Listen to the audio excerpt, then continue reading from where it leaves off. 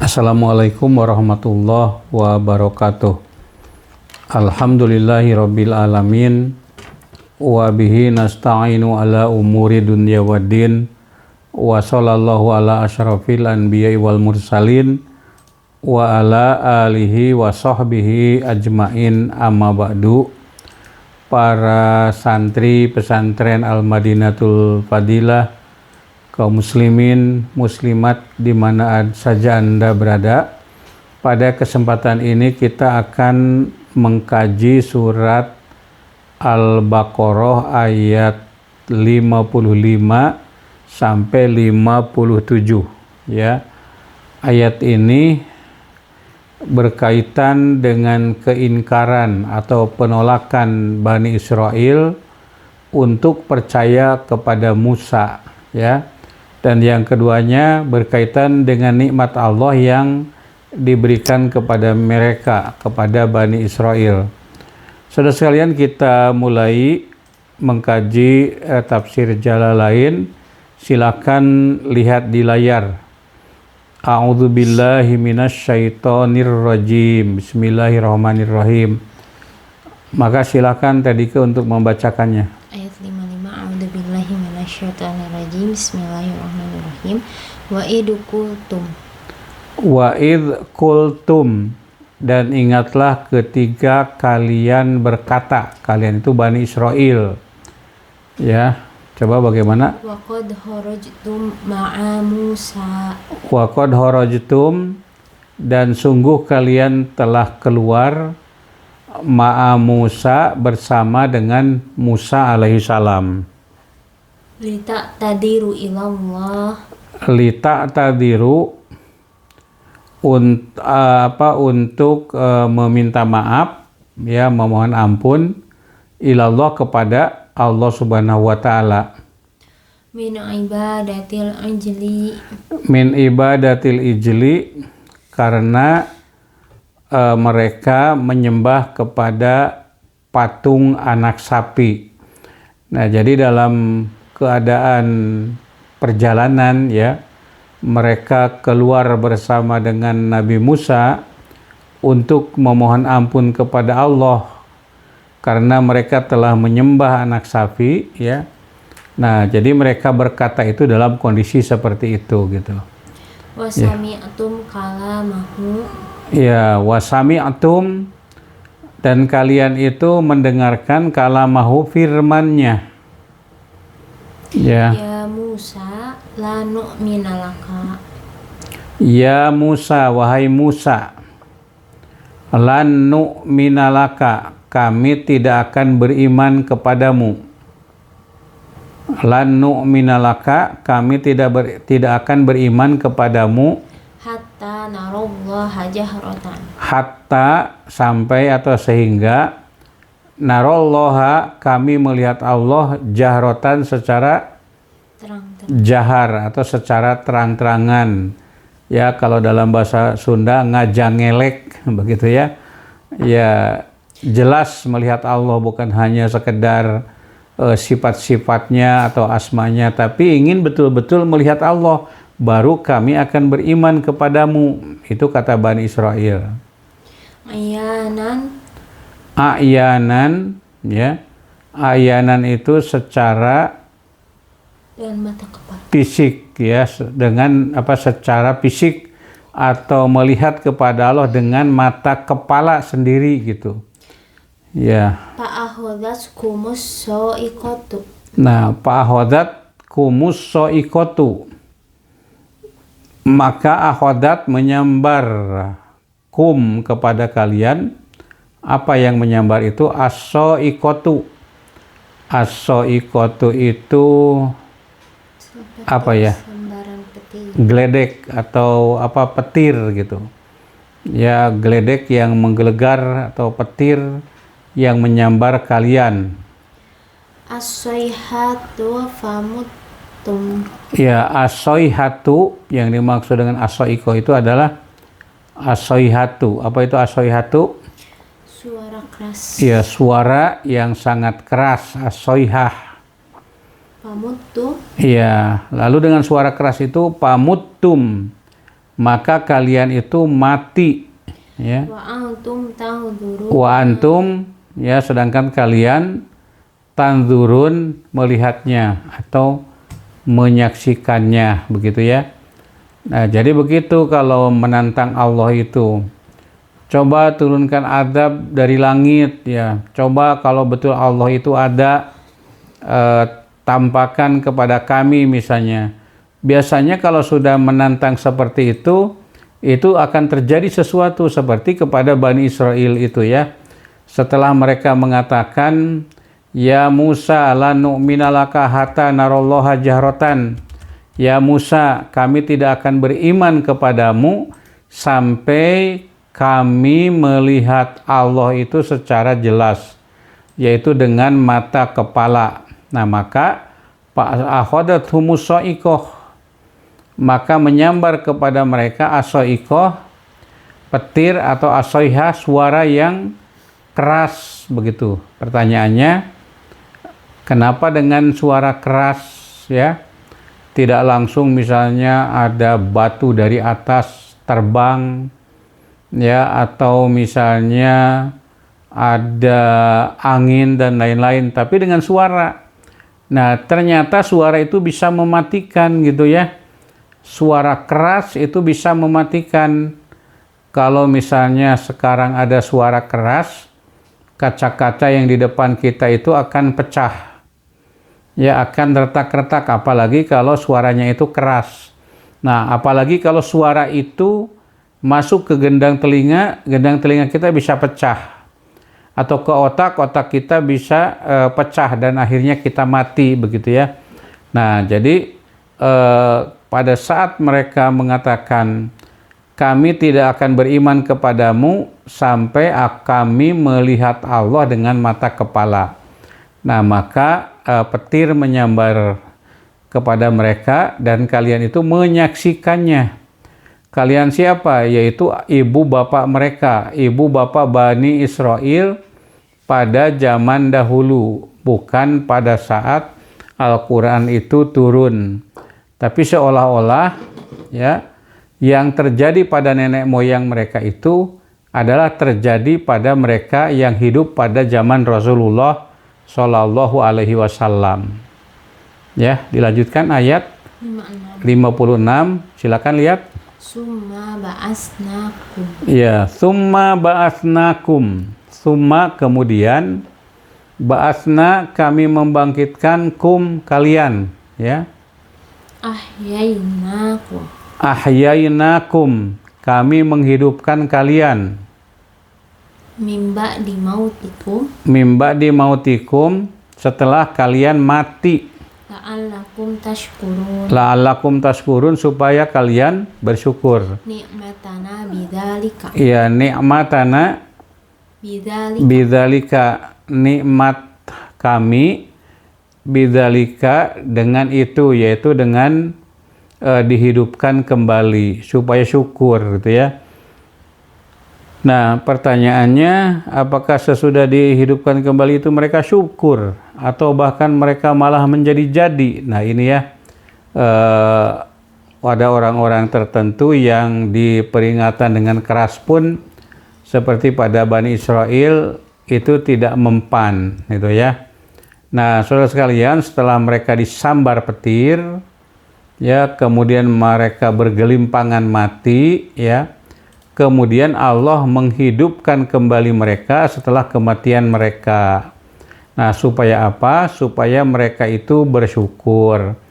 Nah, ini mengingatkan juga kepada kita. Mungkin Anda pernah sakit dulu, hanya tergolek berbaring di atas ranjang, pipis juga dibantu, ya, buang air besar juga dibantu, makan juga dibantu, tidak bisa berbuat apa-apa. Ya, tapi sekarang, ya, Anda misalnya kembali sembuh. Nah, disembuhkan itu supaya bersyukur. Ya, jadi sama dengan Bani Israel, setelah mati dihidupkan supaya mereka itu bersyukur. Nah, kalau kita, ya, sakit, ya, kemudian disembuhkan kembali, ada yang mungkin sakit ginjal, ada yang mungkin sakit jantung, ada yang mungkin stroke ya, ada juga misalnya yang apa penyakit-penyakit berat itu, Truk. ya stroke gitu, atau misalnya ya penyakit-penyakit lain yang berat, kemudian disembuhkan kembali. Yang tadinya hanya bergolek di tempat tidur, sekarang bisa lari-lari, sekarang bisa naik motor sendiri, bisa nyetir mobil sendiri, bisa lari ke kerkop, ya macam-macam. Nah, supaya apa? Supaya kalian itu bersyukur. Jangan sampai kita itu seperti Bani Israel yang mereka itu diberi banyak kenikmatan tapi terus berdurhaka kepada Allah. Ya, ayat 57 sekarang. 7. Ayat 57. Wa dhalalna 'alaikumul ghamama. Wa dhalalna, dan kami menaungi ya kepada kalian, wa dhalalna 'Alaikumul ya, dan kami menaungi alaikum kepada kamu al-ghamama, awan yang tipis ya. satarnakum bisahabi. Iya, satarna kami menutupi kalian bisahabi dengan awan. Bisahabi rokiki min Ya, bisahabi rokiki, nah ini bersatu ya. Bisahabi rokiki dengan awan yang lembut atau yang tipis. min hari syamsi. Min hari samsi, dari teriknya atau dari panasnya matahari. Pitihi, di padang tih. Wa anzalna alaikumul manna. alaikum fihi man wasalwa. Wa anzalna alaikum, dan kami menurunkan kepada kalian pihi, di padang tih itu al-manna, mana, wasalwa, dan salwa. Ya, baik, saya jelaskan dulu itu ya. Kami menaungi kalian. Wadolnalna alaikumul gomama. Ya, dan kami menutupi kalian dengan apa? Dengan gomam atau ashab ar-rokik, yaitu awan yang tipis. Ya, jadi mereka itu terlunta-lunta di padang tih. Padang tih itu satu lembah antara antara Mesir dan Syam ya. Yang jaraknya berapa dike tadi? 5 parsah. Iya, berapa parsah? 15. Berapa parsah? Ya, jadi kurang lebih berapa ya? 9 atau berapa? Nah, itu satu parsah itu kurang lebih 5,5 kilometer. 9 parsah ya. Jadi 9 kali 5 kilo berapa berarti? 5,5 berarti 45 kilo. Jadi kira-kira dari sini, dari tempat saya tinggal yaitu Garut ya, ke Bandung. Nah, Bandungnya agak sini nih, Cicalengka dan Caekek begitu ya. Nah, di tempat itu mereka terlunta-lunta karena mereka tidak dibolehkan untuk berada di Kanaan, terusir mereka itu. Nah, dalam keadaan terlunta-lunta tersebut ya, Allah menurunkan wa anjalna alaikumul manna wassalwa. Kami menurunkan di padang tih itu manna dan salwa. Manna dan salwa. Nah, apa yang dimaksud manna? Coba dilanjutkan. Setelah kata salwa, huma ya. Iya, setelah manna dan salwa apa itu? Coba lihat di layar. Huma